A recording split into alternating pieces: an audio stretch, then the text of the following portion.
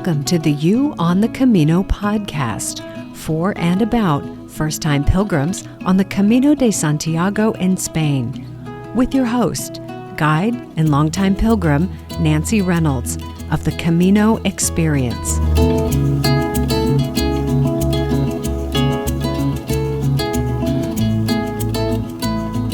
When you imagine yourself on the Camino, who is there? Are you on your own? Is your spouse or partner there with you? Are you with a big group of your favorite people, perhaps family, perhaps not? Hi, this is Nancy, and in this episode, we are going to explore the question of who is going with you when you walk the Camino. This is our next step on the Camino planning roadmap.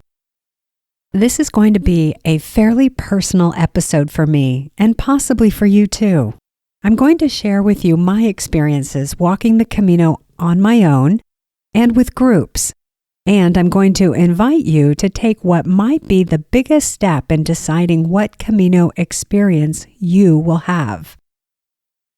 If you've been following along with this podcast series, then you can probably guess that I am not going to push you to do the Camino any particular way. I won't tell you that walking it alone is the best and only way. And I won't tell you that you'll have the best time ever if you have someone or a group to walk with. Instead, I'm going to lay out some options and present the pros and cons so you can decide what's best for you. Shall we get started? The question of who are you doing this with is, I think, broader than it appears at first glance. That's because there are so many parts to getting ready for and walking the Camino, and so many points at which you may want or need someone to do it with you. Let me explain. This trip, walking the Camino, has a high potential for presenting you with a lot of firsts. It may be your first time in Spain, where the language, food, and rhythm of the day are different from those things in your hometown or country. Even if you have traveled before, you could be contemplating taking your first trip alone, which is quite different than traveling with someone who can watch the luggage while you use the restroom, or grab a coffee, or weigh in on where to stay for the night, or help you find the bus stop or the train station. This could be your first international trip, the first time out of your home country, although you may have traveled within your state or country many times. International travel requires us to interpret immigration and customs requirements, and these days, to sort out COVID vaccine and testing rules, which, not for nothing, seem to be constantly on the move. International travel also requires a different currency and some pre-coordination to be able to get your hands on that currency.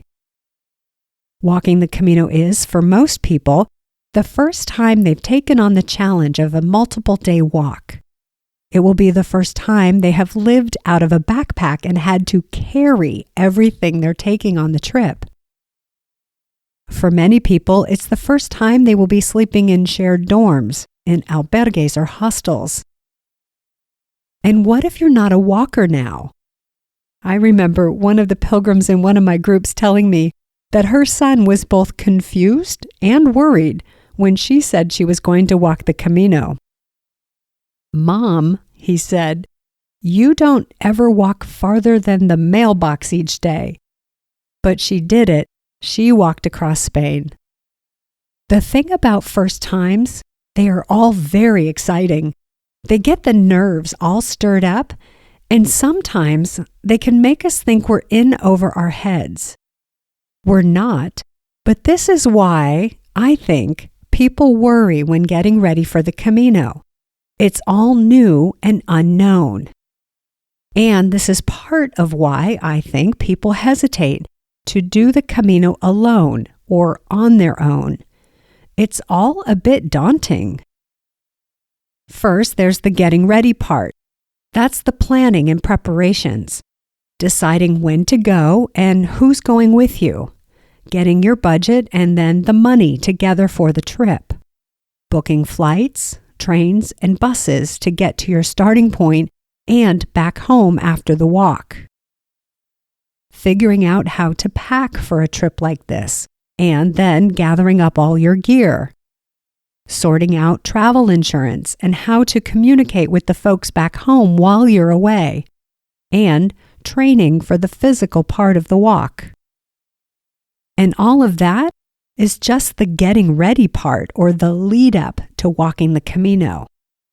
Then there's the getting started part, traveling from home to Europe and your starting point, navigating your way through a new country where you might not speak the language and haven't yet figured out when shops and restaurants are open so you can get food after the long flight.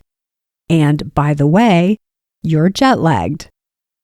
Finding where you're staying the first night there, obtaining your credencial or pilgrim's passport, and finding out where the trail leaves the town so you know where to go the next day. That's a lot of stuff or steps to get started. Imagining yourself doing all that alone, that might not be so appealing. In fact, it could be downright unappealing or intimidating or even fear-inducing, especially if it would be your first time traveling alone or first time traveling internationally. And finally, there's the walking part. Who will you share the day-to-day walk with? Who will be with you and by your side if and when things get difficult, or when there's an injury or an illness, or when you need some encouragement to get up and over a mountain? On the other side of the emotional continuum, who will celebrate with you at the end of a fun and glorious day? Who will share in the joy and beauty of the way? And who will give you the standing ovation and snap your photo when you walk into the big plaza in front of the cathedral in Santiago? I love imagining all of that. Imagining you getting ready, getting started, and walking the Camino. In each of these phases, you could go it alone, or you could share it with someone you know and love, or you could engage a company or guide to assist you. You could even meet people online who are also getting ready for their first Camino walk and plan to meet them at your starting point. I think you probably know this by now, but I'll say it anyway. There is no right or wrong way to do it. Each way will give you a different and unique experience, and you have the freedom to choose what kind of experience you want. So what are your options when it comes to who you will walk the Camino with? You could go on your own, solo. You could walk with a friend, partner, family member, or a group of people you already know. Or you could join a pre-arranged group. What I'd like to do now is take a close look at these options and walk through the pros and cons of each. I will also look closely at how you might approach each of the 3 phases I mentioned a moment ago: getting ready, getting started, and the actual walking with each of these options. We'll start with the solo approach. People who have walked the Camino solo often will be the first to recommend it. There's something so empowering and freeing about walking the Camino solo. Maybe that's because you could be taking on something that scares you, that you could fail at, and conquering those fears. Or it could be because you're doing things you've never done before and succeeding at them, which is a huge confidence boost. Or you might just love and be used to the freedom and independence of solo travel. Either way, walking the Camino on your own can be life-changing. I want to mention that there's nothing about pilgrimage itself that makes going solo a requirement or even particularly beneficial. In fact, from my unofficial, unscientific observations, going solo seems to be statistically uncommon in the larger world of pilgrimage. Take, for example, the pilgrimages of two of the major world religions, the Kumbh Mela in India and the Hajj in Mecca in Saudi Arabia. Going on one of these pilgrimages alone would be unthinkable, if not impossible, especially for a woman.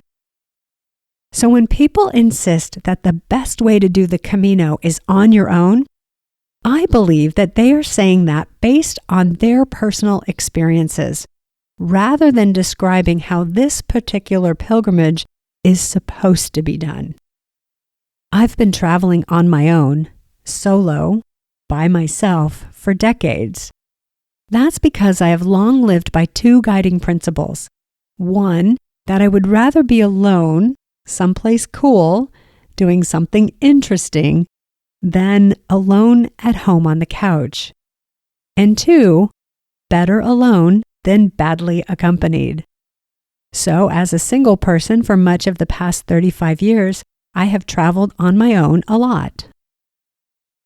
The first time I walked the Camino in 2005, I walked it on my own.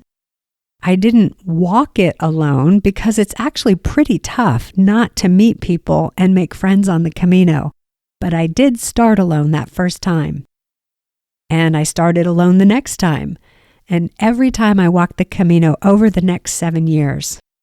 Then in 2013, I started leading groups on the Camino, which changed the game for me.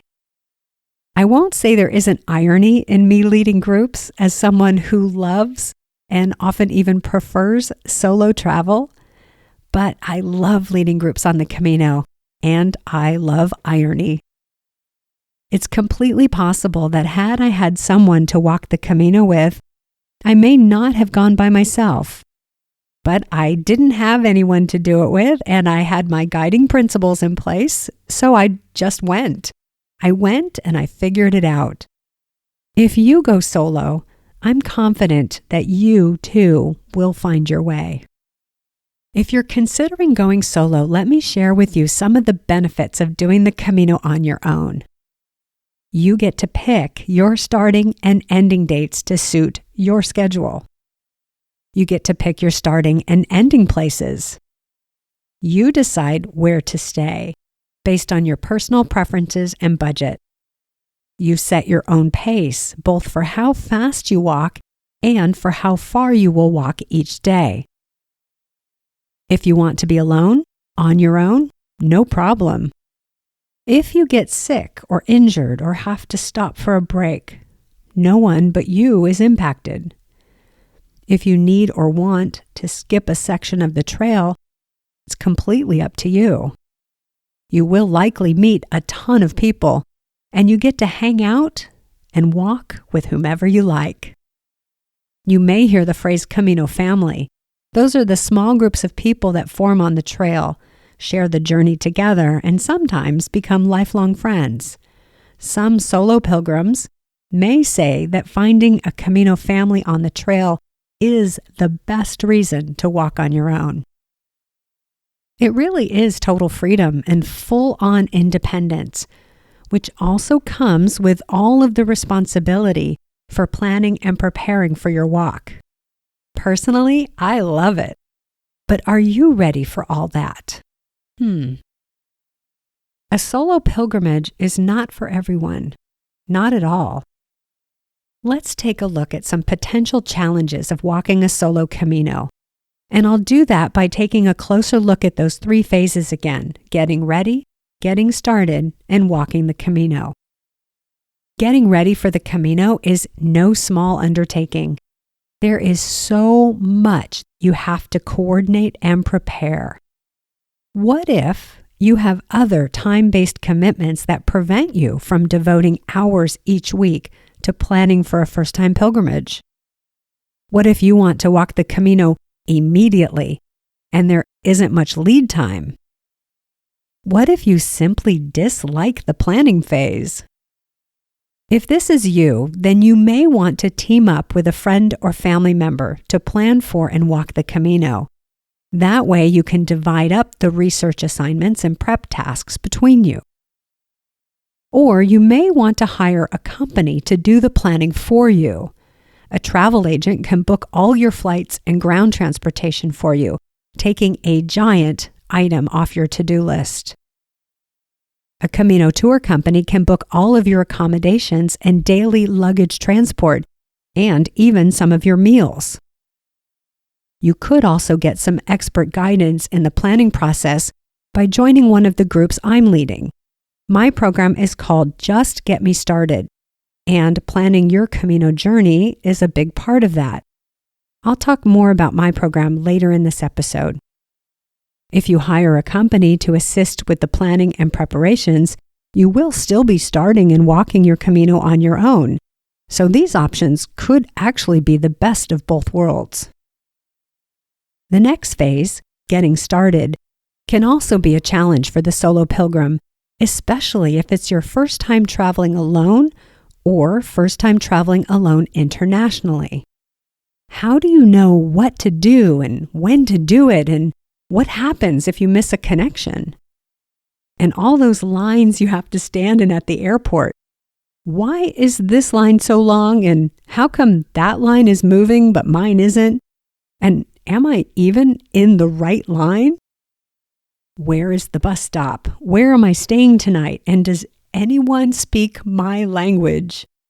Then when you get to your starting point, there's a whole other list of things to figure out.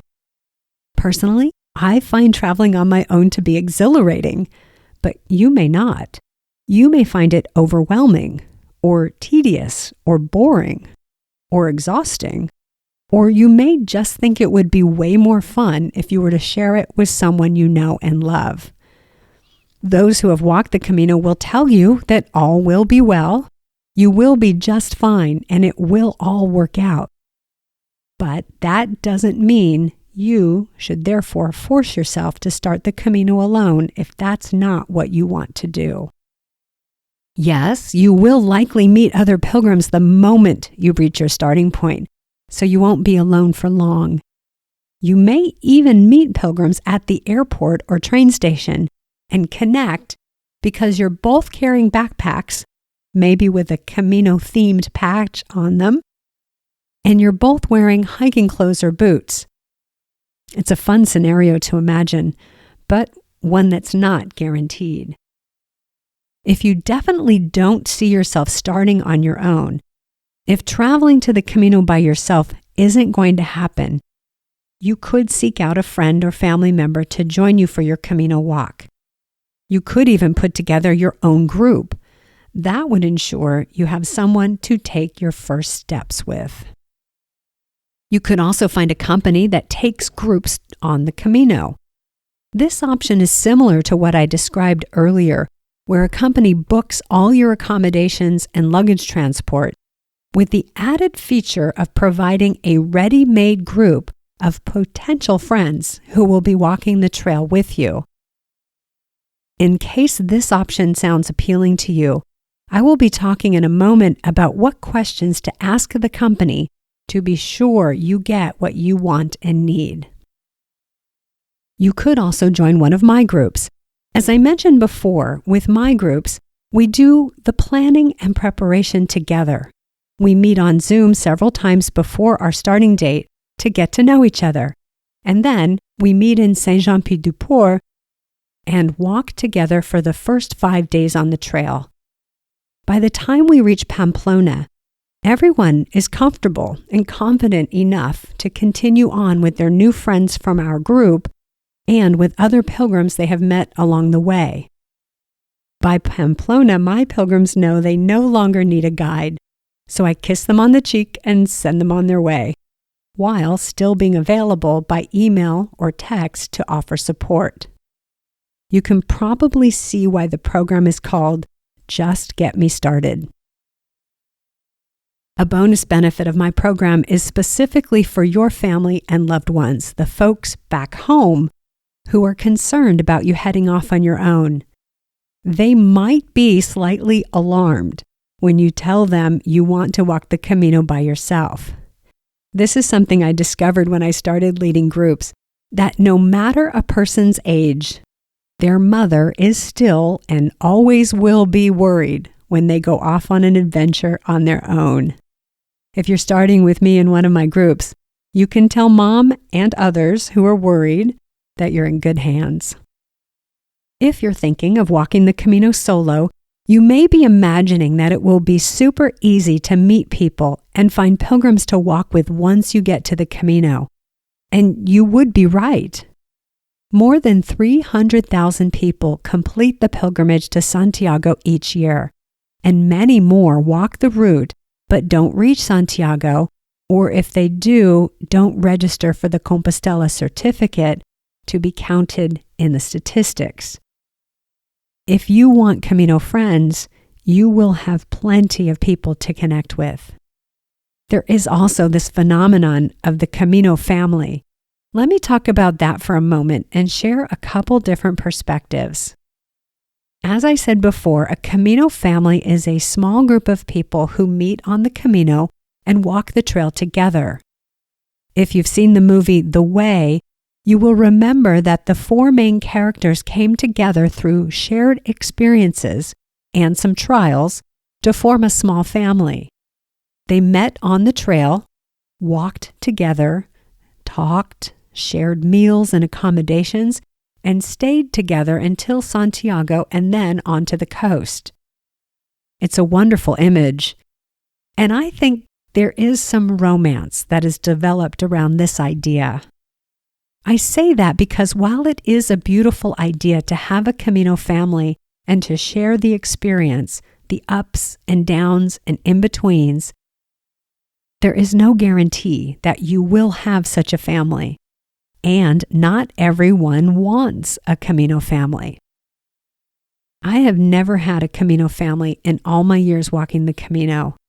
I have had many friends, and I have seen people again and again as we move almost in sync along the trail. I've kept in touch with some of the people I've met, and many are now friends on Facebook. But that's not what draws me to the Camino. You may be wondering how, in 17 years walking the Camino, I've never had a Camino family. I'm pretty certain that the number one reason I've never had a Camino family is actually a quite simple one. I walk more slowly, and I walk shorter distances each day than most people. That means that we may connect and feel a friendship coming on, but it's very likely you will walk further than I do the next day and will soon be far ahead of me. We may never meet again. There are other challenges with going solo. I'll share my story as an example. And remember, I said this is a personal episode for me. You probably won't be able to tell when you meet me, but I often feel a little awkward in social situations when I don't know anyone, when I'm meeting people for the first time, and when I am the single solo person wanting to join an established group. I know, by now I should have worked this out, but no matter where I go, there I am. I do love meeting new people and hearing their stories. I love talking to people about their Caminos and how they got started and what they are experiencing. But I am slow to make close friends. That might be the case for you as well. What this all means is that some of the time when I'm on my own on the Camino, I do get lonely. And when I'm tired after a long day's walk, I don't always have the energy or drive to try to connect with others, or even to have a meaningful or not meaningful conversation. I've eaten some meals alone on the Camino simply because I wasn't up to making the effort to connect with anyone. And I've seen many other pilgrims eating alone. So that could be a potential challenge of walking the Camino on your own: loneliness. The other side of this coin, though, is that I have had many, many wonderful connecting experiences on the Camino. I've shared many beautiful meals with my fellow pilgrims, sometimes cooking together, sometimes meeting at a restaurant, sometimes sharing a drink and tapas while commiserating about the hard walk we just did over the big mountain. These are, for me, some of the realities of doing the Camino solo. And I mention these just because I want to be sure to provide a well-rounded view of what it could be like to walk the Camino solo. Yes, you will meet people. And yes, you do have to put yourself out there to form these friendships and relationships. But fortunately, there will be plenty of other pilgrims looking to connect and make friends. I have a friend who's walking the Camino Frances as I record this episode, and she has put herself out there beautifully. She traveled to Saint-Jean-Pied-du-Port alone, but quickly connected with other pilgrims and is having a wonderful time on her Camino journey. She's found 2 other women who came on their own, who walk the same distances each day as she does, and they are walking to Santiago together. This is very common on the Camino, as are loneliness and the entire spectrum of experiences and emotions. On another topic, you may also be wondering if it is safe for a solo person, especially a woman, to walk the Camino alone. The first thing that may come to mind for you is that it could be dangerous to walk the Camino alone. While you may hear the occasional report of small crimes or problems on the trail, I can confidently say that the Camino is a relatively safe place. In a future episode, I will talk more about safety and security on the Camino in great detail, and I will discuss some of the situations that do arise. But for now, I will share with you that in my experience, pilgrims look out for each other. And as a member of the pilgrim community, you will never be truly alone. A solo, free-form, self-planned pilgrimage isn't for everyone.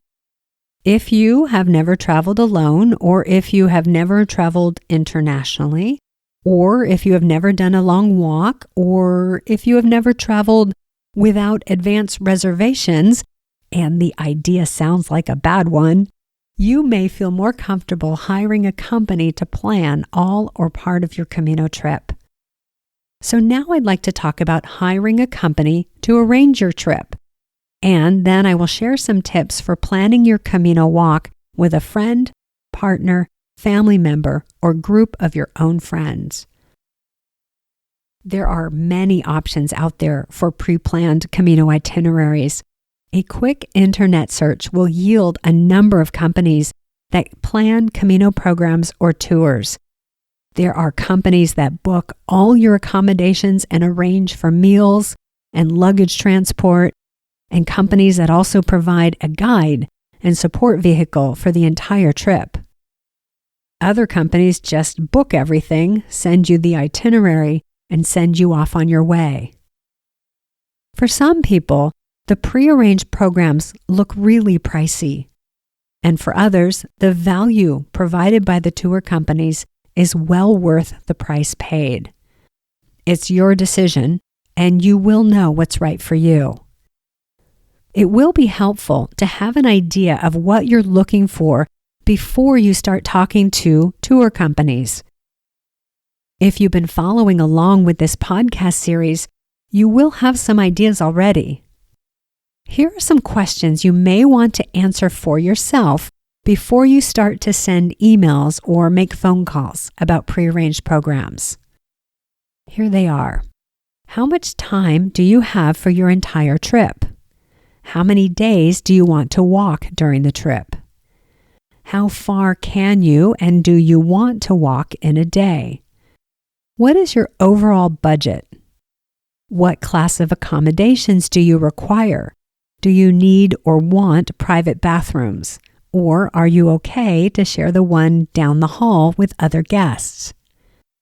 Do you want to have all of your accommodations booked in advance?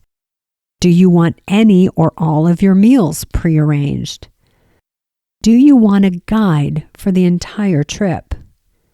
Do you want a support vehicle available at all times? Do you want to be met at the airport or train station? Or are you comfortable getting yourself to a starting point on your own? Are you comfortable being locked into a set itinerary? As you think through these questions, I would like to share with you some pros and cons I've heard over the years for using a company to plan and book your Camino walk. On the pro side, as I mentioned before, if you don't have the time or desire to plan your trip, hiring a company can take that chore right off your plate. If the company you hire pre-books all your accommodations, then you never have to worry about where you're sleeping each night. If you're walking during a busy time or on the busy stretch from Sarria to Santiago, this can be a huge relief as you watch other pilgrims race to find beds or rooms. If something goes awry, how nice it will be to contact the tour company and let them handle the problem, especially if they speak Spanish and you don't. And oftentimes, the tour companies have insider information on the best places to stay for your desired level of comfort or luxury. On the con side, pre-booking everything takes away the flexibility unbooked pilgrims seem to enjoy. If you were to get in with a group of friends or a Camino family, and they aren't stopping in the town where you're pre-booked, you could lose track of your people.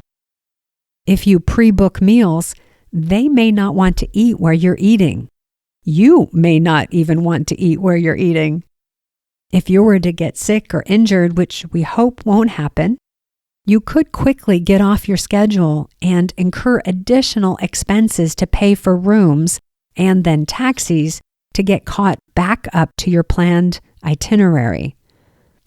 One more potential challenge or even problem could surface if you book a tour full of people you don't know before you go.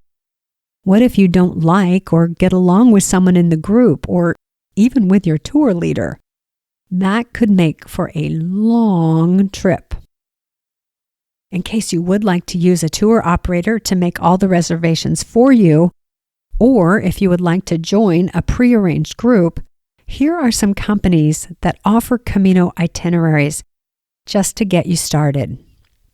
Spanish Steps, Camino Ways, Raw Travel, Marley Camino, REI or Recreational Equipment Incorporated, Camino Confidence, and my company, the Camino Experience. I'm not able to give personal recommendations for any of these companies but my own, as I've never used any of them. If you would like to learn more about the Getting Starting program I offer, please visit my website, thecaminoexperience.com. I will put that link in the notes for this episode. Now let's look at walking the Camino with a friend, partner, family member, or group you assemble yourself. Traveling with others can be fun and enjoyable, but it can also be challenging and sometimes stressful, especially if you've never traveled together before. I think it would be worth talking through your personal needs and preferences as you plan your Camino walk. If you tuned in for episode 9 for the conversation with Pilgrim Amanda from Sydney, you may remember that she shared with us the ground rules she and her walking partner had established for their walk together on the Camino Portugués. I've compiled a list of questions that include Amanda's, plus a few more. These questions will help you get to know each other and to craft your team Camino experience. This is a long list, by the way, so I'm going to put a link in the notes for where you can find them on my website. Here we go. What is your walking pace? How often do you need or want to stop for a break during the day? How far can you walk in a day? How far do you want to walk each day? Is it the same for both people or everyone in the group? Do you need to be together on the trail at all times? Are you okay meeting at various stops throughout the day or at the end of the day? Or are you okay splitting up for a day or more at a time? What are your needs in terms of where you sleep? Are you okay with shared mixed gender dorm rooms? Or do you require private sleeping accommodations? Do you need private bathroom facilities, or are you okay sharing with others? If you're staying in the shared dorms, how often do you need or want an upgrade to a private room? What is your budget for accommodations? How much time do you have for the overall trip? If it's not the same, can one of you join the walk in progress? Or is it better to start together and the one who can't go the whole way just leaves when they're ready to go? If you plan to start and finish together and one person can't or doesn't want to finish, how will you handle that? What is your budget for food? Is anyone on a picnic budget while another wants to eat exclusively in restaurants? Does anyone have any special dietary needs or restrictions? Do you have the same needs for and understanding of what a rest day is? How will you handle injury or illness? Do you both or all stop walking? Does one person continue on while the injured or sick person stops for care? What if you are an introvert and your walking partner is an extrovert, or vice versa? How will you balance and respect each person's interaction needs? Does anyone speak Spanish? If yes, is that person willing to be the translator for the team? These questions are mostly about logistics, costs, and personal needs. What about interacting with other pilgrims? I want to be sure to mention that just because you walk with someone from your inner circle, that doesn't mean you won't make new Camino friends. And you could also find yourself forming a Camino family with other pilgrims, even if you bring your own people. I once met 3 young American kids who had been, adopted by an older Australian couple they had met on the trail. As I come to the end of this episode, I'm reminded that there are many things to consider when planning to walk the Camino. How are you feeling about the planning process so far? If you're feeling a little overwhelmed, I understand. This is a lot to take on. But please don't worry. There are so many resources out there to help.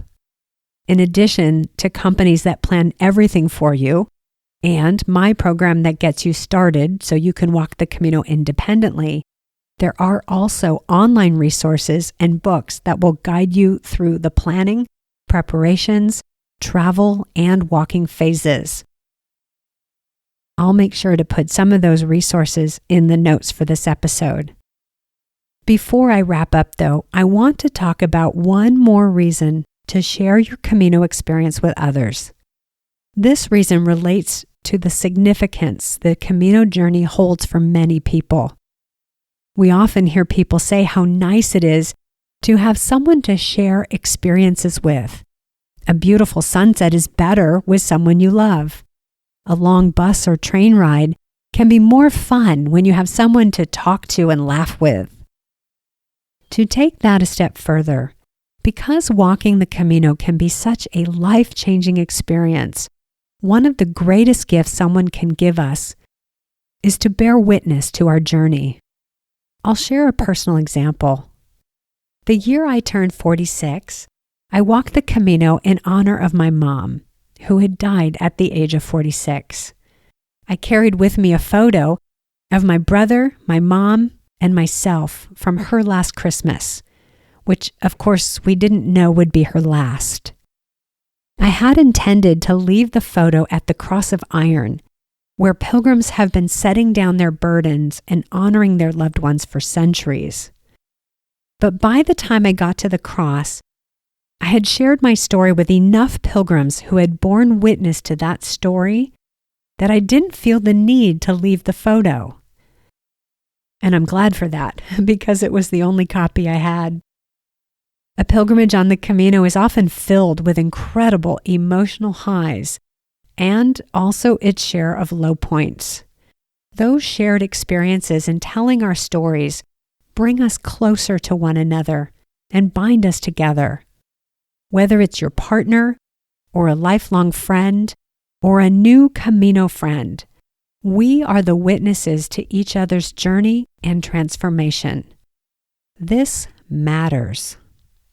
Who you walk the Camino with matters. If you're choosing to walk the Camino on your own, you will be walking with your most important person, you. Your new friends, and if you have one, a Camino family, will bear witness for each other. If you will be walking with someone from your inner circle, the conversations you have before you go set the stage for deeper sharing and bearing witness to each other's Camino experiences. It's a wonderful opportunity and possibly why walking the Camino is so impactful. Well, this has been another long-ish episode, and I hope it's given you lots to think about. When you decide who you will walk the Camino with, you will have made perhaps the most important decision of all. And whatever you decide, your Camino will be all yours as a walk within the larger pilgrim community. Blessings for your journey. And now let's get to this episode's top tip. As I write and record this episode, I am getting ready to leave on my own Camino walk. So I'm going to share with you one of my many pre-travel rituals. 2 weeks before I leave for any Camino walk, I move in to my boots. That means that the last 2 weeks before I leave to walk the Camino, the only shoes I wear are my hiking boots. My boots are really well worn and fully broken in, but when I'm not on the Camino, I don't wear them unless I'm going for a hike, which, true confession, isn't very often. So to get my body, my hips, my legs, and my back reacquainted with my boots, I move into them and wear them all the time. And then when it's time to leave, I wear them on the plane and all the way to my starting point.